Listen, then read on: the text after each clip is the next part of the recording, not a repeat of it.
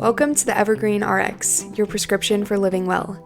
Here, we're all about self-exploration, intentionality, and working with our mind, body, and soul for healing and growth. I'm your host, Hayden. I'm in my 20s and in search of connection, fulfillment, and ways to make sense of the world. If you're down, join me as I explore tools to bridge the gap between external reality and our deep inner worlds, discovering our own prescriptions for health, wholeness, and expansion. All right, hello, welcome back to the Evergreen RX. I'm very excited today because we have a guest joining us to talk about pursuing your life purpose. We've got Karen Cooper. She started out in corporate finance and then had a really profound, life-changing experience that put her on a new path and towards a new career, now working as a medium and a energy healer. She incorporates Reiki and intuition into her practice with clients. And additionally, she's just a wonderful person and a great conversationalist. So I'm very excited to have Karen here today. Hi, Hayden. Thank you. It's my honor to be here, and I'm really happy that you're taking on this endeavor and really excited to be a part of it. Yeah, thanks. So I think we can just kind of jump right into a little background on your experience. It happened about a decade ago. Is that?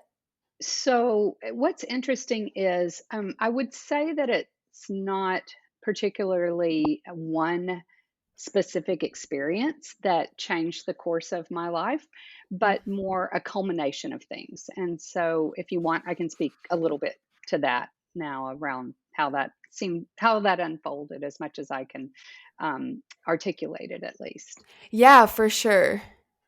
Okay, so I believe that well, as far as mediumship, which and a lot of people aren't even familiar with the term medium or mediumship. So I'll just the way that I describe it is that just the ability to connect with others that are not in this realm, on this earth with us, who have passed. And for me, that experience is with people and also with animals as well, which was really like a nice surprise for me when that started opening up for me.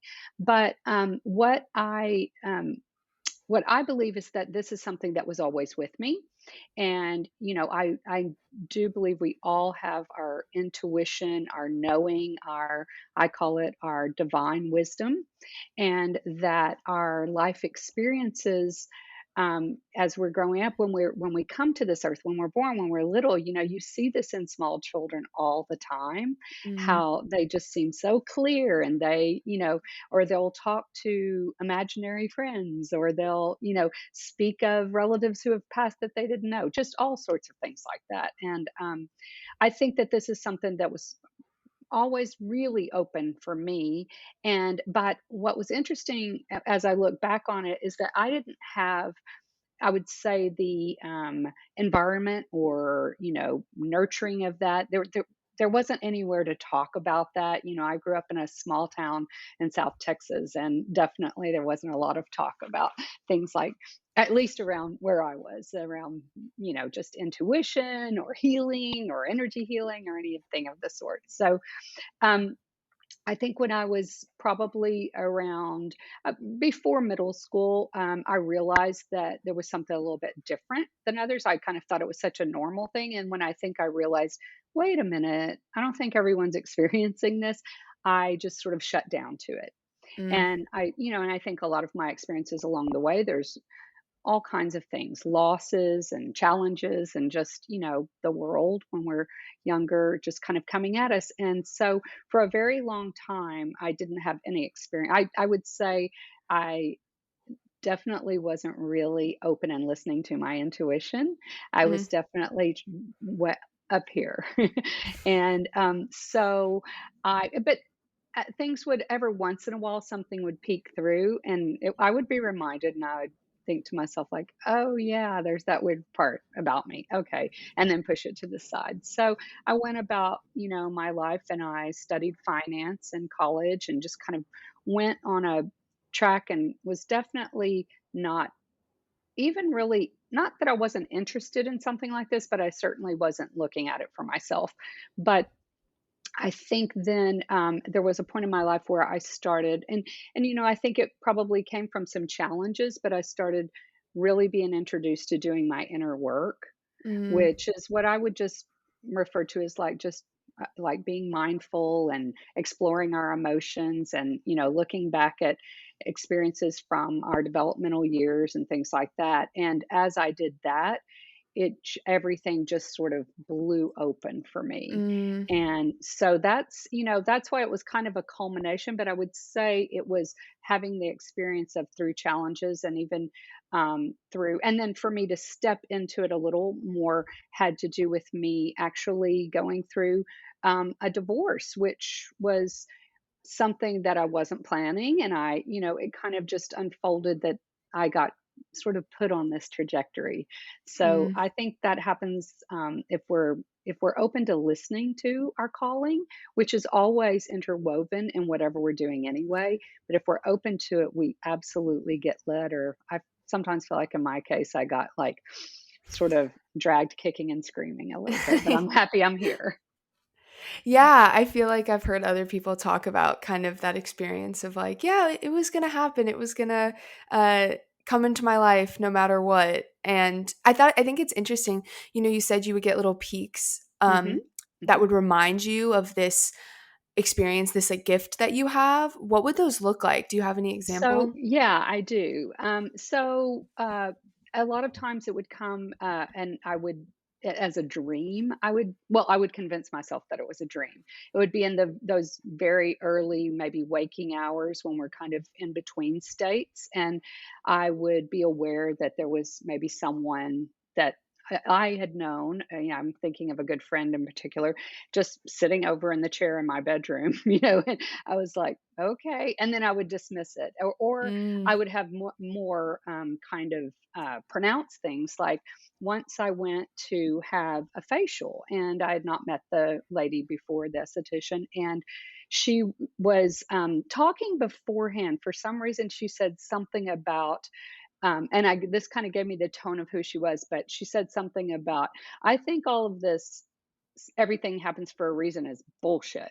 And I was like, okay. But I don't even remember what our conversation was about, but it was not anything deep and meaningful. But I think I was just being shown, where her belief system was, I guess. But then when I was having the facial, she had put something over my eyes and was just lying there relaxing, and I heard ask if her sister was named after her grandmother. And I just remember feeling very unsure and thinking like, no, I didn't, and then it was louder. Ask if her sister was named after her grandmother. And so I was thinking, "Oh my gosh, this is someone who's just shown me she's not open to stuff that seems a little weird." But it was almost like I really didn't have a choice. And mm. so I just sort of, blurted out, "Was your sister named after your grandmother?" Which, by the way, we hadn't spoken about her having a sister. This was not like I built it into the context of, and she said, "Yes," and then said the name or whatever. And then it just got really quiet. And remember, I have something over my eyes, so I can't even see like if she's looking aghast or what. And then she said, "Wait, why did you ask that?" So I had to kind of just like open up and be a little bit honest. I said, "I'm not sure, but sometimes I have this thing that, just sort of happens." And then as I'm saying that and I'm opening to it, her sister was present, and her sister had passed when they were young.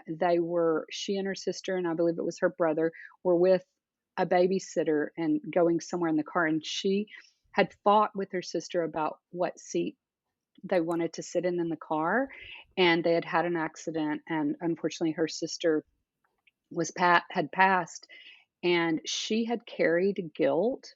This lady had her entire life that it was her Mm. fault because she sat in the other seat or because she fought with her sister. So it was like really her sister was coming and just letting her know this wasn't your fault at all. This was my journey. Like there was just some very like healing message in that. And so that would be the kind of thing where when I'm saying peeking through, I mean sometimes it was like blasting through in that way. Yeah. But yet I still was like, "Nope, not doing that." So so it was different things like that along the way. Yeah, Wow, even after that experience, you're like, "All right, well, absolutely. nice facial, I'm gonna head out now," and Exactly. I mean, I was very affected by it, but somehow I would just convince myself, I guess, of like, again, I think probably like when I was younger, of like, yeah, that probably happens to everyone, or just that that was just something that was not the norm or not what I was supposed to be listening to, and rather than kind of sitting with it and thinking like about how healing it was for her and how, I was, just delivering a message. yeah, yeah, and that it's a gift, like, being able Yeah. to deliver that message for someone else, like, can bring so much healing. Yeah. Yeah, it's interesting because I know at the beginning you were talking about how kids grow up and a lot of times have imaginary friends, and I was thinking about that the other day. I'm sure some scientists would say they have an explanation for why children have Hmm. imaginary friends and then they go away, but it's such an interesting concept. Like, kids are very imaginative, but really imagining a whole other person or interaction, like, that's pretty complex for the age, Exactly. I you know? agree. And I just think that's really interesting kind of thinking about, the idea that maybe everyone starts out being more in touch or just in tune Yes. with, whatever Hmm. elements there are, even if it's not people that have passed, just, that Yeah. innate guidance. Exactly. I agree. And I think it is, yeah, it does not necessarily need to be around mediumship, but I think it's basically around our intuitiveness or our openness to even, with whatever, if someone's higher power might be God, universe, source, whatever they may call that. I think there's that openness to that we just come here with. And so that's also with younger ones and little ones. You just, that's there's such a beauty to that. I really believe. And I do believe that when we when we are willing to kind of like peel back the layers and look and sit in our own vulnerability, that is always accessible to us, and I believe everyone. And so that's why I think it seems like a lot of people, and what I'm really happy and excited about is a lot of people that are younger, like in their 20s or 30s. My clients are, a lot of them are in that age range, and they are doing that searching or just the opening to or the questioning that I didn't do that at that age, and I'm really excited for a lot of people now that are embarking on that, like you.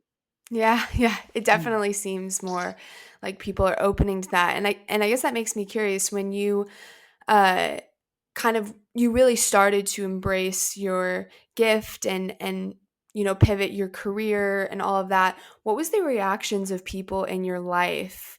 Was Okay, yeah, and maybe also what was the reaction to yourself and your own identity in that experience? right. So what I will say is that now my ex-husband, but my husband at the time, and by the way, we're very dear friends and amicable, but I was really lucky because he was always, always, always super supportive of this side of me.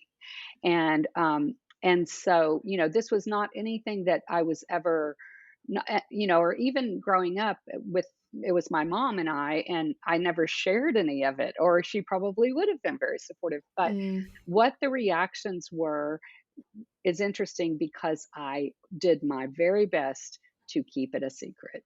Even when I was shifting into knowing this is what I was doing, seeing clients, like it was very, and I will say even to this day, for me to do something, like I've done other podcasts, but for me to do something like this is definitely very much of a step forward for me. Okay, mm, because I just have not fully stepped into the place of um, not taking any responsibility what other people's reactions might be to this. Having said that, everywhere where I have opened it up, or where this has been, someone's found out what I do, it has always been a very positive reaction.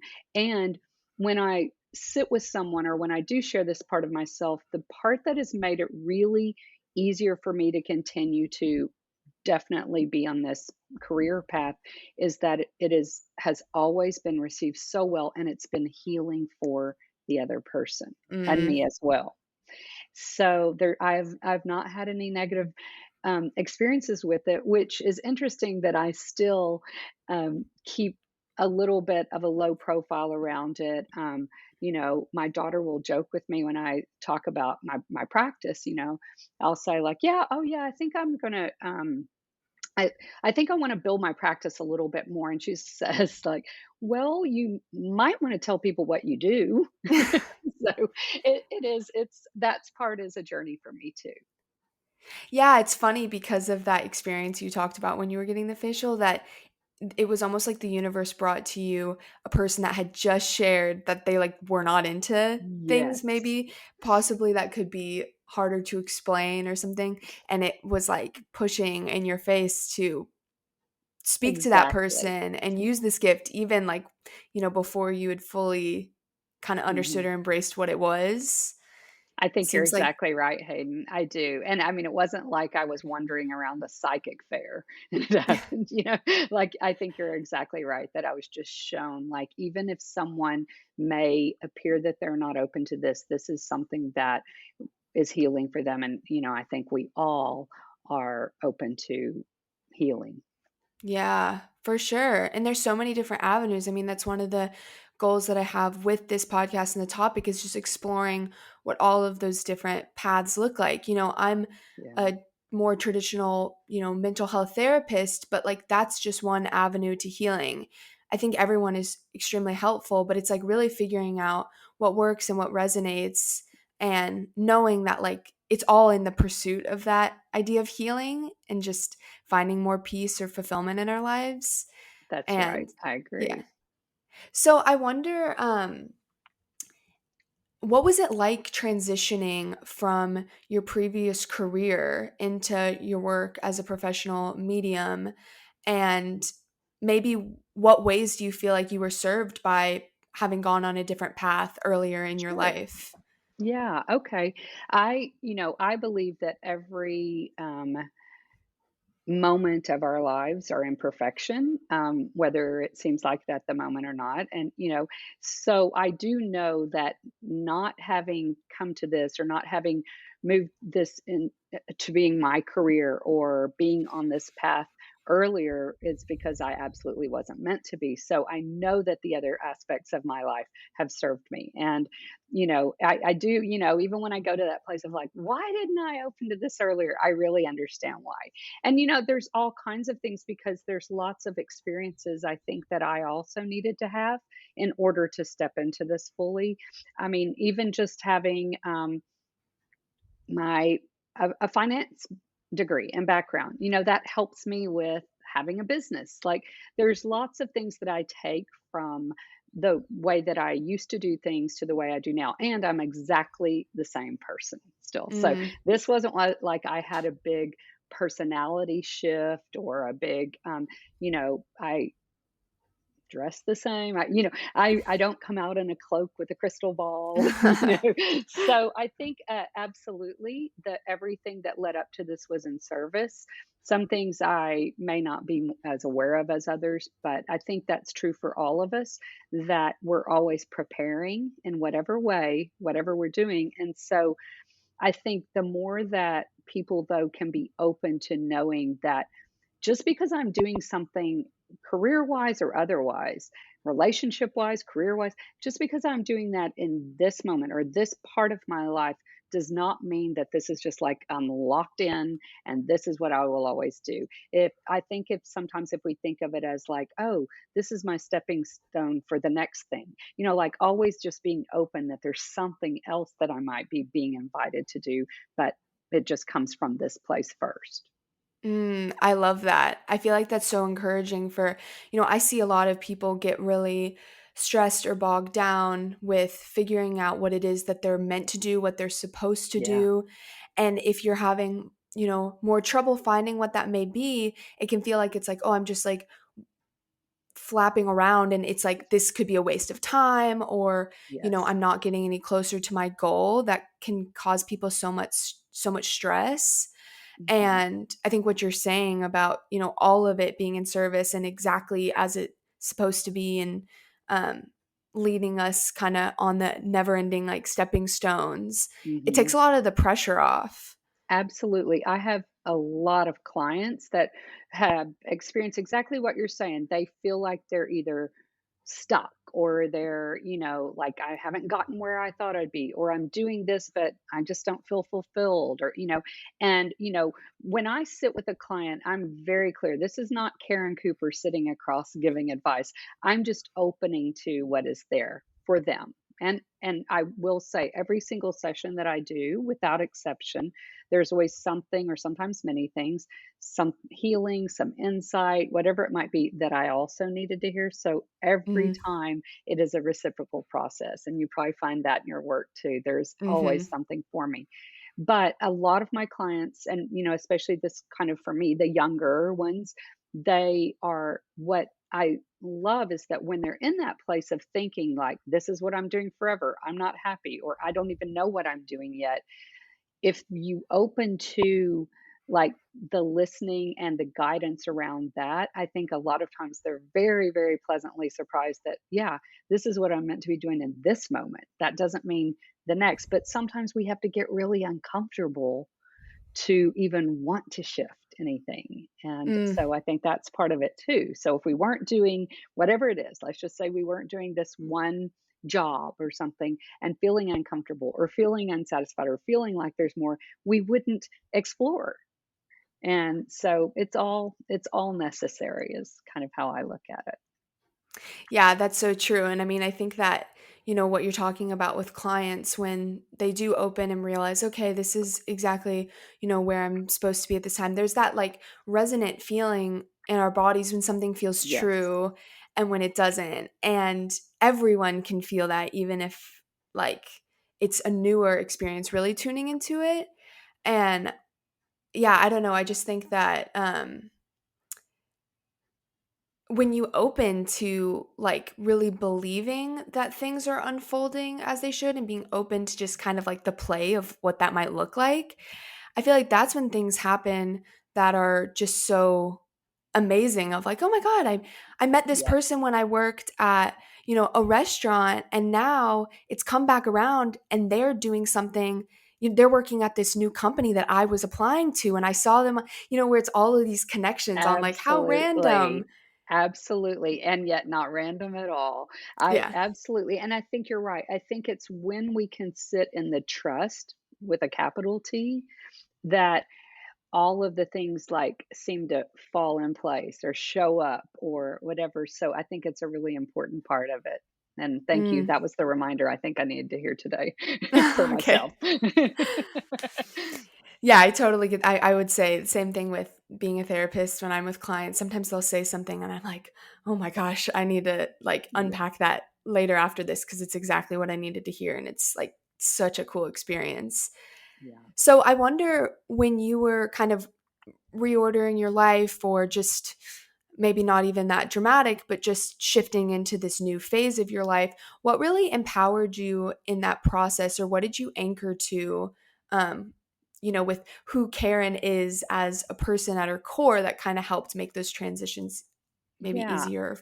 I would say there were a couple of things that are coming to mind that were empowering. One was actually like what I was just speaking about a little bit earlier, like actually getting to experience the healing that was being offered to someone by this shift and by stepping into this. I think that for me, and still is to this day, is the most empowering part of it.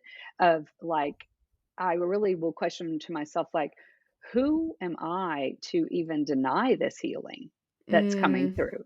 So that was, I would say, empowering and a motivator, absolutely. And then, I've had some beautiful mentors and teachers along the way, which I feel like were very empowering. I actually worked for this lady that is an amazing, beautiful medium and energy healer and teacher and intuitive healer and all these things. And it was so interesting because for a time I worked for her like as, in the office setting part of it, okay?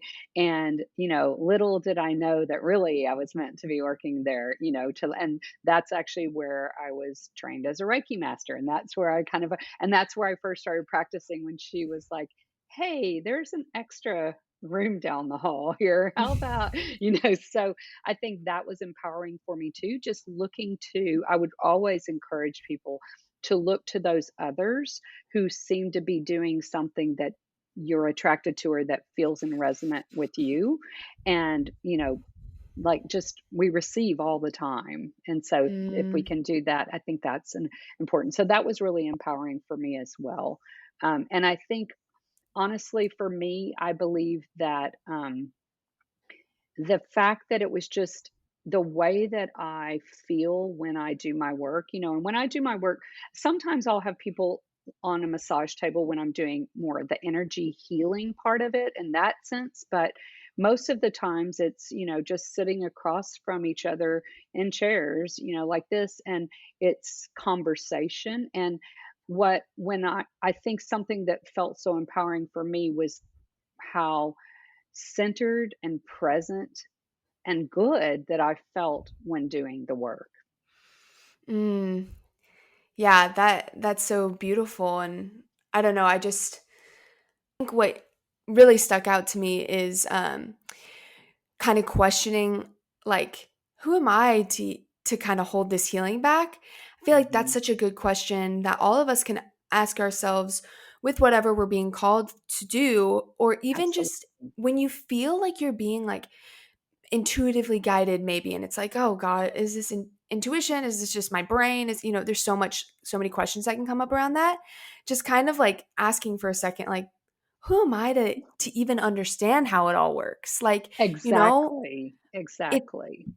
it's like, why if I'm questioning if I even have this ability, then I should really be questioning my, like, place to doubt it a little bit and, like. Right. Oh, I love that, Hayden. That's so true. When we are really when our intuition is in full force and our brain goes, wait a minute. No, no, no, hang on, hang on. I think you're exactly right. Let's invite ourselves to question the questioning part of ourselves. And also, I think that for me, whenever and I've had others ask this question, like, how do you tell the difference between whether it's your intuition or, your brain or your thoughts or you're making it up? And I think for me, the answer that I kind of hear around that is that intuition never comes from a place of fear. Mm,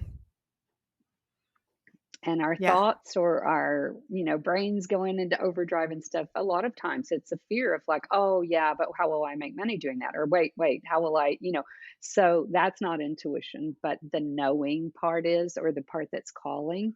And I will say, I agree with you. I think this covers so many aspects of someone's, career or path, that a lot of times I'll have people who they, like, okay, so I shut down this part that was, being a medium or having this connection. But I have so many clients who have creativity in all sorts of ways, but that they've literally like locked away. And a lot of times they're not even aware themselves, but they have. And then when that's part of the uncomfortableness of like, well, I'm doing this now, but it doesn't feel right.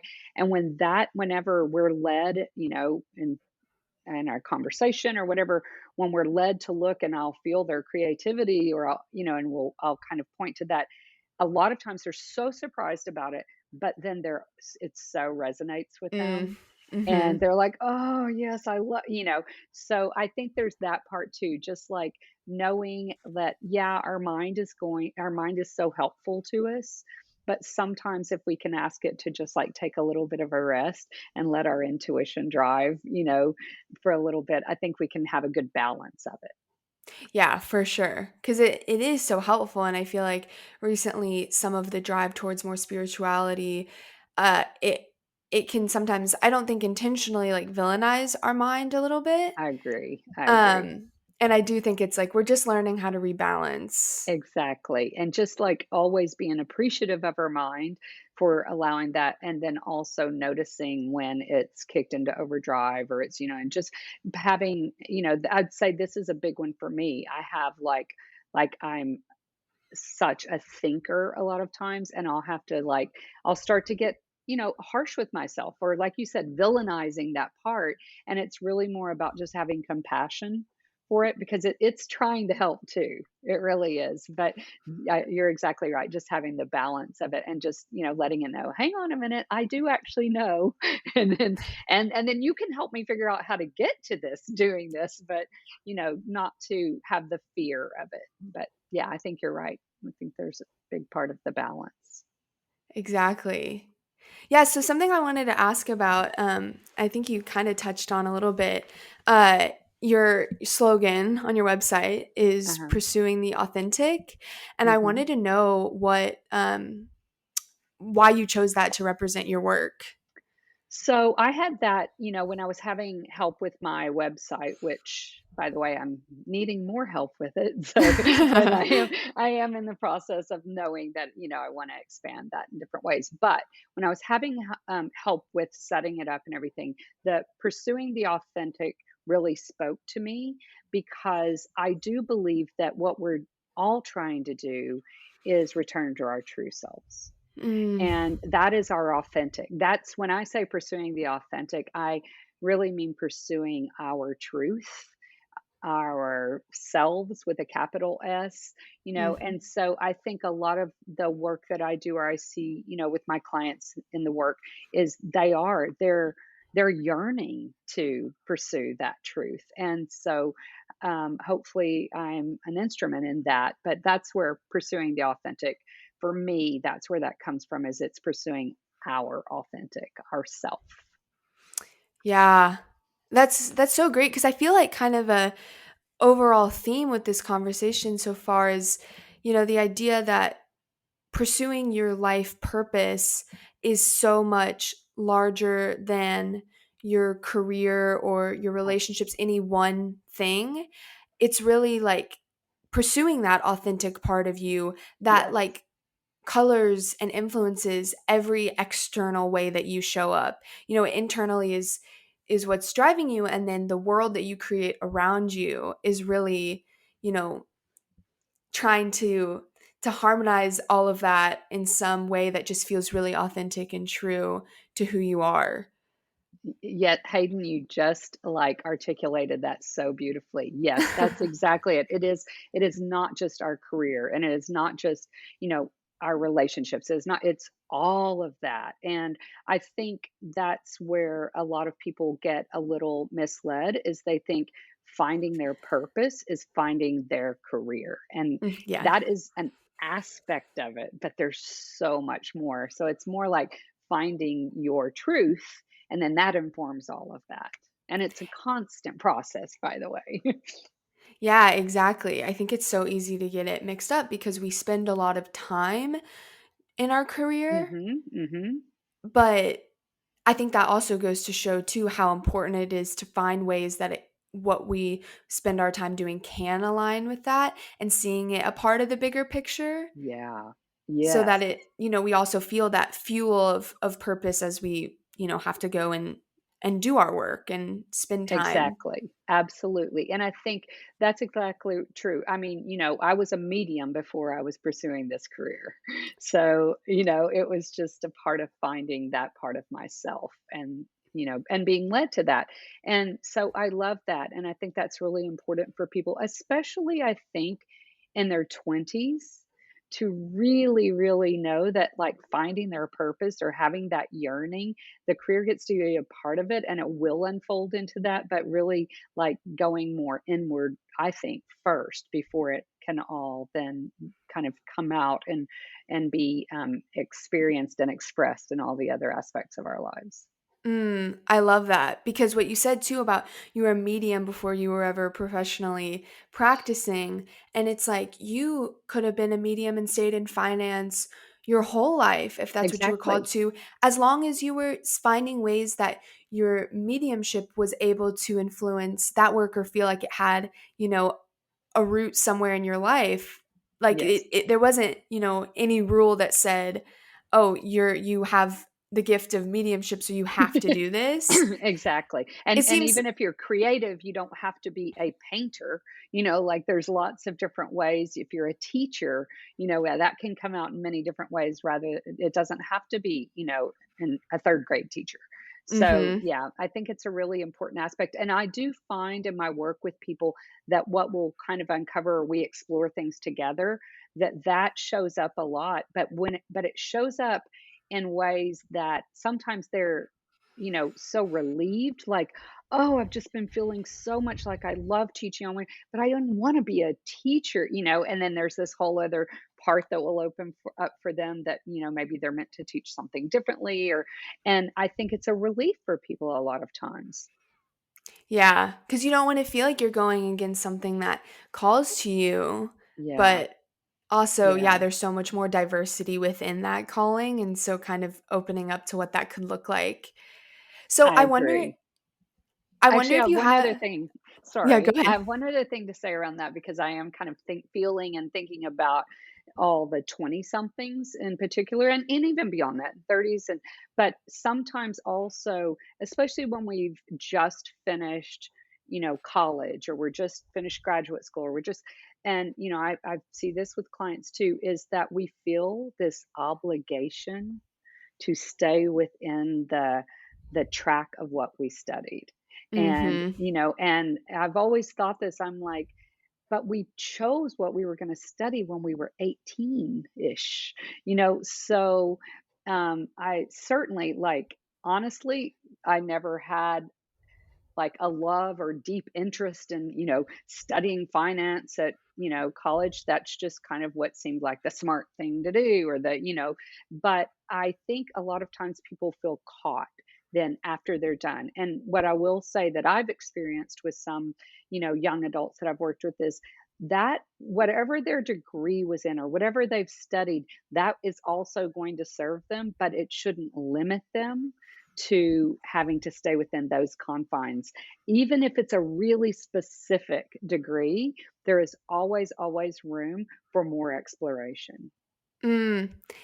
I feel like that would be so, empowering to people that feel also like that idea that, if you get out of college and you're not doing a job that is in line with the degree you got, that somehow you, like, failed on that degree or, like, I'll hear people say that all the time. They're like, "Oh, well, I studied chemistry, but now I'm in marketing." So, like, super random, nothing to do with what I studied, like, and it kinda gets put down, and Yes, it's exactly, like, exactly. Yeah, yeah, right. that's okay. Like, you can have varied Exactly. interest and yeah, there might be something that uh down the road where all of that stuff weaves together and makes sense, but even if you never really understand how the Mhm. path unfolded, it's there's still nothing wrong with it. Exactly. There was a time in my life that I was a flight attendant in Australia, for like, there's just all sorts of these facets. And whatever it was, I was learning and gaining and enjoying. And that was also important. So, yeah, I, Yeah, I think what you say there too about enjoying, just enjoying exactly. being alive. Yeah. Exactly. So, I wonder if there's any advice that you would like to give out to anybody listening that might be, you know, searching for their purpose or maybe is feeling a calling and is uncomfortable or is afraid or is not sure, you know, what to do.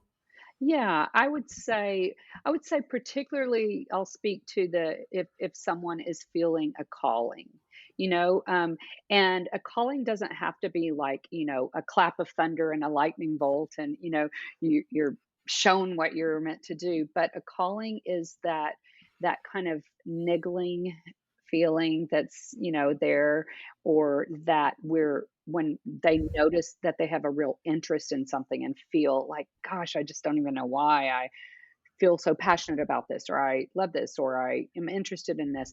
I would say the first thing is to allow yourself to explore.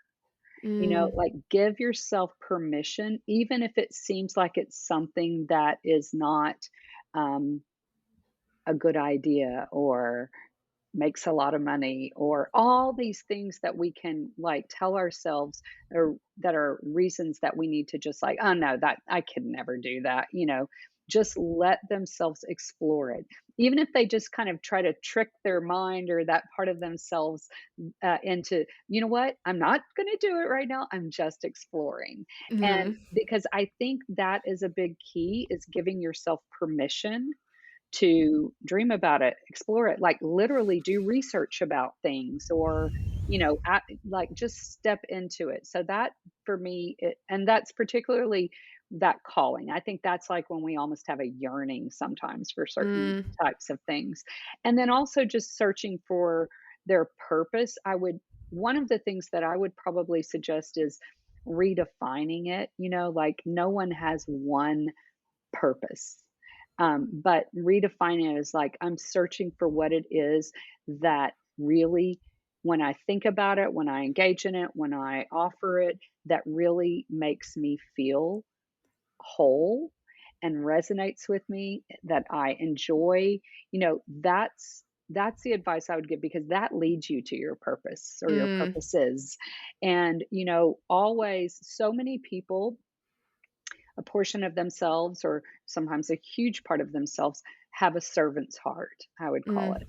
And so when we have that and we're not expressing that, just like creativity, so many people that are so creative, when we're not expressing some part of ourselves, that's the part that feels stifled. And I think that's the part that feels like I'm stuck. I can't find what I'm supposed to be doing. So let themselves listen to, what is it, like if you have a servant's heart, when you're serving, or you're even, you're volunteering over here, the way that makes you feel will inform you of some things. Or like in your profession, that I believe you have to have a servant's heart to be in the work that you do, but you're letting that unfold. It's not defining you, but it's leading you to what it is that you feel like you enjoy and you're serving. And it's, that's kind of helps us sort of stay, we're always on our path, period. But it helps Mm. us just our path open more to us, I think, letting ourselves explore. Mm. Oh my gosh, I love that. It's so, like, approachable too. Like, even if Yes, there's an idea, something in the back of your mind, just letting yourself see what it's like to, like, spend an afternoon researching it. I feel like sometimes exactly. we push those things away because it's like, "Oh, I don't know what to do about that." If I'm, like, supposed to, if all of a sudden I was like, "I'm Exactly. super interested in, like, being an astronaut," I would be like, "I can't even look into that. That's so ridiculous." Right, But right. seeing what happens and maybe what other things that opens up to, and I think that, like, emotional guidance system you're saying too, like, that's such good information on, like, okay, I feel kinda good when I'm doing this, like, Mhm. I'm just noticing, and so seeing if you continue, if you keep feeling kinda good and if it grows, like, it doesn't Yes. have to be that, like, slap in the face, like, "This is it" moment. It can just be, like, stepping down further and further into something and seeing that it continues to make you feel a certain way that you enjoy and Yes. just exploring what that could look like. Yes, absolutely, because, we can, along the way, when we're unfolding to, we're always on purpose, okay? But when we're unfolding to, especially in your 20s and 30s, unfolding to what it is you want, how you want to engage and express that in your life, I think not forgetting the aspect of joy. Mm. I think there has to be room for that, because that absolutely, joy is one of our ways into ourselves. Oh my gosh, that's perfect. Yeah, I feel like as soon as you said that, it's like, yeah, that's the key there that we definitely, need to highlight in this process is just Yes. finding that Yeah. joy. Yeah, for sure. Well, this has been so amazing talking to you. I feel like there's so much good information, and I wonder if you want to share with anybody listening where they can find you, find out more about you. Sure. Go ahead and plug your Absolutely. stuff. This is a good opportunity to. Yeah, absolutely. And it's been amazing having the conversation with you too, Hayden. I feel like it really helps me stay very connected and informed to, a whole like aspect of age group and young adults, and that are, that are finding their way with all of this too. So yeah, I would love, love, love to work. I work with people in person here in Austin, Texas. I have an office, but I also work remotely via FaceTime, Zoom, even phone calls, um, as well. So I have clients all over the world, and I enjoy it. It works exactly the same in person and remotely. I've had a lot of people ask me that, so I always like. So I have a website, and it's KarenCooperHealing.com, and that's probably the best way to find me. But I do have there's a phone number on there as well. So yeah, I would love to just engage with any of your audience as well, or answer any questions too. I think there's a spot on there too where you can just ask a question, like, if about my work or what it is like to do a session, stuff like that. And I'm Oh, very happy to have awesome. those conversations. Great, and I'll be sure to link that down below if anybody wants to find that. Okay, thanks so much. Yeah, thank you. It was so great to talk to you. You too. All right, so I hope you found that conversation as incredible as I did. I just love talking to Karen, and I'm so happy I got to share it with all of you. So, your dose this week. The question is to think a little bit about how you can infuse your purpose into your path. So, maybe you're in a job right now that doesn't, it's not striking exactly on your purpose, but you can look at the ways that you can still infuse that work with whatever it is that really does resonate with you. So, maybe you love to care for other people and things, and so you bring plants into your workplace and you take care of them, you brighten up the space for other people to enjoy. Just looking at, like Karen and I were talking about, all the different areas of your life, and thinking, spending a little time contemplating what it would look like to infuse a little bit more purpose into what you're already doing. And my challenge for you is to explore over the next week what it is that brings you joy. So maybe some activities pop up into your mind. I challenge you to go do those activities. But maybe you're just staying open and exploring what gives you that feeling, even if it's just a little spark of joy. After we recorded, Karen and I both agreed that that piece at the end about um, finding that joy is so integral to, the process of being on purpose, being on your path. So, really challenging you to look at things that give you that feeling and pursue them and spend some time just experiencing joy. I hope you enjoyed this. As always, any questions or comments or anything you want to share, message me on Instagram, send me an email. I'm always here. And I will catch you in the next one. Bye.